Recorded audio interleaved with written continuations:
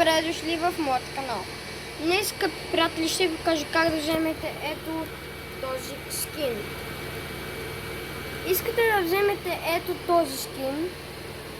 Чакайте, ето така. Вижте, искате да вземете ето този скин с фолио, кирка, чанта, герой. И вижте това. 50, 35, 20, 5. Искате да го вземете това цялото много бързо. Ето как.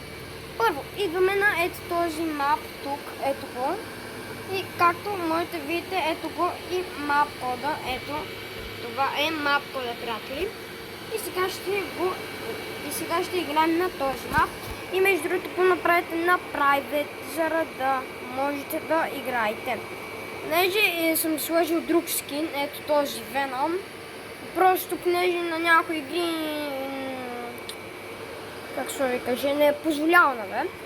И така, и срещаме се след малко, ама това аз как гледам няма нужда да спомням шорт видеото, ето.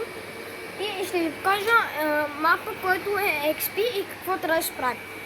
На мапа не трябва да чакате нито таймер, нито код да пишете, това е най-изи мапа.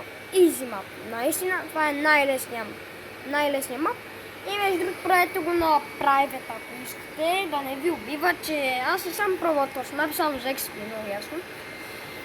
И сега, приятели, ще влезем в мапа и ще ви покажа тайното нещо. Докато помисли, окей, сега да започваме. Ето, сега.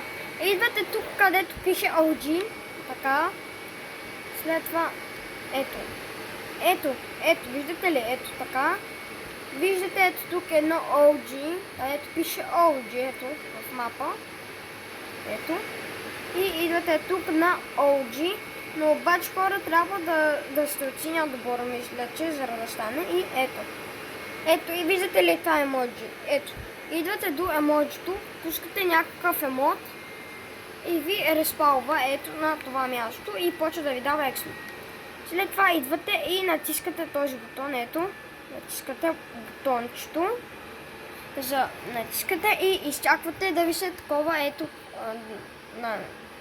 Ето. Както виждате, започна. След когато свърши този таймер, пускате този, после този и така.